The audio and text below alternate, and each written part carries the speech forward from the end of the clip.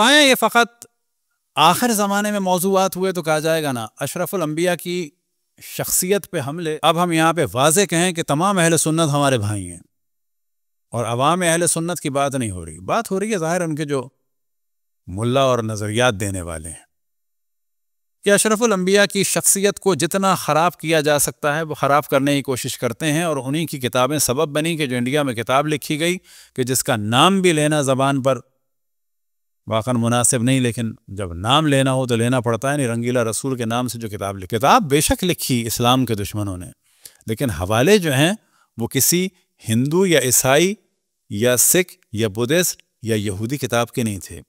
حوالے جو ہیں وہ سب کے سب کتب اہل سنت کے، خصوصاً صحائح ستہ. اب آپ تصور کریں کہ جب ورقہ بن نوفل کا ذکر آیا تو اہل بیت کے ذریعے سے جو نظریات پہنچے ہیں اور جو دشمنان اہل بیت کے ذریعے سے نظریات پہنچے ہیں اشرف الانبیاء کی نبوت کے بارے میں، زمین تا آسمان فرق ہے. ہم یہ کہتے ہیں کہ یہ وہ نور تھے کہ جن کا انتظار ہو رہا. حضرت عبد المطلب انتظار فرما رہے تھے، روایتوں میں نقل ہوا کعبے کا پردہ پکڑتے تھے اور فرماتے تھے، اللہ سبحانہ و تعالیٰ سے دعا فرماتے تھے کہ اس نور کو خداوند تبارک و تعالیٰ ظاہر فرمائے.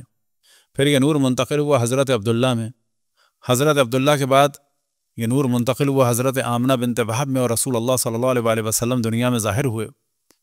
تو سوال یہ پیدا ہوتا ہے کہ ان کے تمام آباء و اجداد تو اس نور کو پہچانتے تھے اور نور خود اپنے آپ کو نہیں پہچان. آباء و اجداد انتظار کر رہے ہیں کہ یہ آخری نبی ظاہر ہو اور آخری نبی کو خود نہیں پتا. اب جو روایتیں بعض بنائی گئیں وہ کیا، جناب خدیجہ کے پاس آئے معاذ اللہ اور کہا کہ میری ایسی حالت ہے، تو معاذ اللہ وہ لے کے گئیں اپنے بھائی کے پاس اور معاذ اللہ انہوں نے خبر دی کہ آپ نبی. بلکہ جب آپ واپس آئے پہلی وحی کے بعد اور آپ نے جب ذکر کیا تو جناب حضرت خدیجہ نے فرمایا میں اسی دن کا انتظار کر رہی تھی. اب جناب حضرت خدیجہ کا عالم یہ ہے کہ اشرف الانبیاء کے لیے اس دن کے لیے اپنا سب کچھ قربان کر چکی ہیں.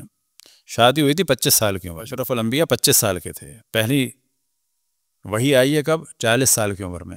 یہ 15 سال میں یہ خود ایک سوال ہے کہ وہ مال کہاں گیا. اشرف الانبیاء کی نبوت کا تقاضا یہ تھا کہ جس وقت یہ اعلان نبوت فرمائیں اس وقت مال کے ذریعے سے نہ پہچانے، جبکہ پہلے ہی سفر میں انہیں بڑا فائدہ ہوا تھا. اگر اسی طرح سے تجارت جاری رکھتے تو جناب خدیجہ کا مال اور پھر رسول اللہ کا مال مل کے عرب کا بڑا مال ہو جاتا کہ جو ان کی نبوت کے پھیلنے کا سبب مانا جاتا کہ مال دے کے. اب ممکن ہے کوئی کہے کہ جی حضرت خدیجہ کے بارے میں بھی کہا جاتا ہے کہ اسلام کے لیے مال دیا. ہاں، اس پورے 15 سال میں مال تقریباً ختم ہو چکا تھا. تو اسلام کے لیے دیا سے کیا مراد کہ رسول اللہ صلی اللہ علیہ وسلم کی نبوت کا انتظار فرما رہی تھی کب آپ اعلان نبوت فرمائیں. اور اشرف الانبیاء کی مصلحت یہ تھی کہ اس دوران مال غریبوں کو، مسکینوں کو، بیواؤں کو، یتیموں کو دے دینا ہے.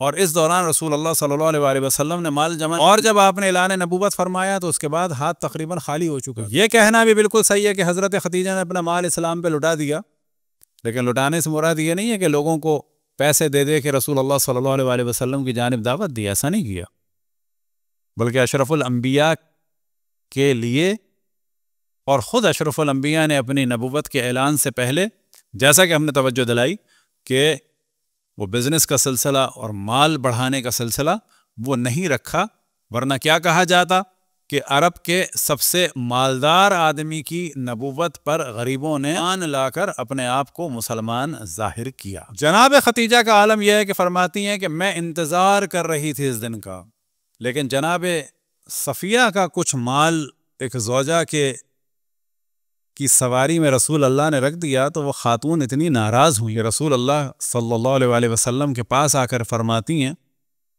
اَتَزْعَمُ أَنَّكَ رسول اللہ، آیا تم اپنے آپ کو اللہ کا رسول سمجھتے ہو؟ اب یہ قول انہی خاتون کا ہے جنہوں نے مولا امیر المومنین سے جنگ کی. اور کمال کی بات یہ علماء اس قول کو نقل کرتے ہیں اور کہتے ہیں کہ ایسا اعتراض اگر کوئی اور کر دیتا رسول اللہ پہ تو کافر ہو جاتا. علماء فرما رہے ہیں کہ یہ جملہ بڑا سخت ہے، لیکن ان کو اتنی محبت تھی اگر یہ کوئی اور اعتراض کر دیتا تو قطعاً دین سے نکل جاتا.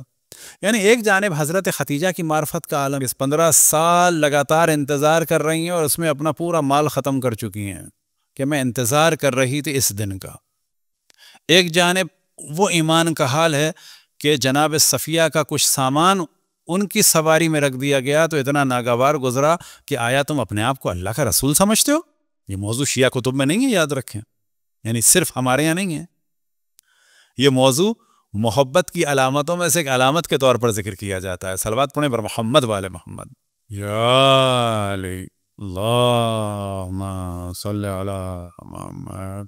اب آپ تصور کریں کہ بات کی جاتی ہے صحابہ کی توہین کی، لیکن منہ نہیں تھکتا کچھ مذاہب کے بڑے علماء کا اشرف الانبیاء کو بار بار بار یہ کہتے ہوئے لکھنا پڑھنا نہیں جانتے تھے، امی تھے اور جاہل تھے. اور کمال کی بات یہ ہے کبھی وہ یہ نہیں سوچتے کہ یہ توہین، اور پھر اسی وقت کھل کے کہتے ہیں کہ جی معاویہ بھی پڑھا لکھنا جانتے تھے، حضرت عمر بھی جانتے تھے، فلانے بھی جانتے تھے.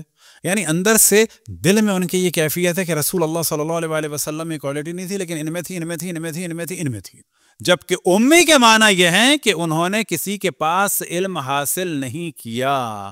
یعنی وہ صفت جو اشرف الانبیاء کی اہم ترین فضیلت ہے کہ ان کے پاس جو کچھ ہے وہ اللہ سبحانہ و تعالیٰ کی جانب سے ہے، کسی کے پاس نہیں گئے. جیسے ماں کے پیٹ سے نکلے تھے ویسے ہی عالم میں اعلان نبوت فرمایا. یہ ہے معنی امی کا، نہ یہ کہ وہ. اور پھر ہم توجہ دلائیں گے سب کچھ کیوں تھا، تاکہ لوگ یہ نہ کہیں کہ یہ اس زمانے میں بھی ظاہر علوم تھے، چائنا کے تھے، انڈیا کا تھا، یونان کا تھا، کہ یہ سب کچھ انہوں نے سیکھا ہے ان لوگوں کے پاس جا کے سیکھا ہے. ان لوگوں کے پاس جا کے سیکھا ہے کہ جو ضد تھی وہ کیا تھی کہ یہ امی ہے.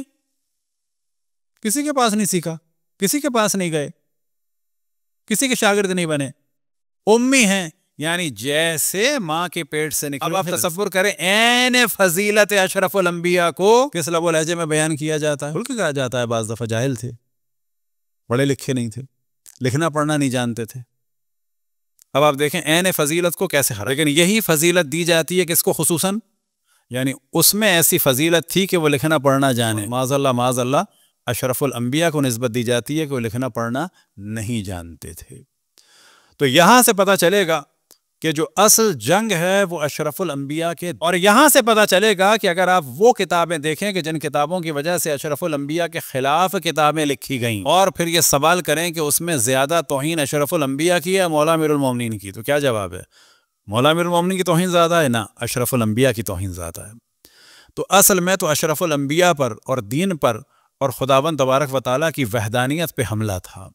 لیکن جب حملہ ہوتا تھا وحدانیت خداوند تبارک و تعالیٰ پر، دین پر اور اشرف الانبیاء پر، تو سامنے ایک قلعہ آ جاتا تھا. اس قلعے کا نام تھا علی ابن ابی طالب، اس قلعے کا نام تھا حسن ابن علی، اور اس قلعے کا نام تھا حسین. اور جو کچھ ہوا اہل بیت کے ساتھ وہ در حقیقت بغض تھا رسول. اور یہ بغض نظر آیا کب؟ کہ جب اسیر شام لائے گئے تو یزید نے واضح کہا کہ میرے اجداد اگر آج ہوتے تو خوش ہو جاتے کہ میں نے بدر کا انتقام لے لیا. یعنی منافقوں کی پالیسی کا نتیجہ تھا کہ اشرف الانبیاء کے دین میں داخل ہو کے اشرف الانبیاء اور ان کی آل کو نقصان پہنچانا ہے. اور بعد اشرف الانبیاء وہ جان گئے تھے کہ دین محمد اس وقت تک ختم نہیں ہو سکتا جب تک کہ آل محمد کو اور خصوصاً علی ابن ابی طالب کو ختم نہ کر دیا جائے. اور پھر میں توجہ دلاؤں کہ یہاں سے پتہ چلتا ہے کہ اہل بیت سے ہم وابستہ ہیں کہ معنی کیا ہے. ہم وہ لوگ ہیں ان سے وابستہ کہ جنہوں نے دین کی حفاظت فرمائی، اور ہم ان کا ذکر کرتے ہیں کہ جنہوں نے دین کی حفاظت فرمائی اور اپنے آپ کو قربان کیا، اور یہی ان کا ذکر کہلاتا ہے عزاداری. یہ اہل بیت علیہم الصلاۃ والسلام. کہ بعض دفعہ ایران میں کہا جاتا ہے کہ اہل بیت وہ ہیں کہ جو اپنے آپ کو برباد کر دیا اور اسلام کو آباد کر دیا. اپنے گھر اجاڑ دیے لیکن اسلام آباد ہو گیا.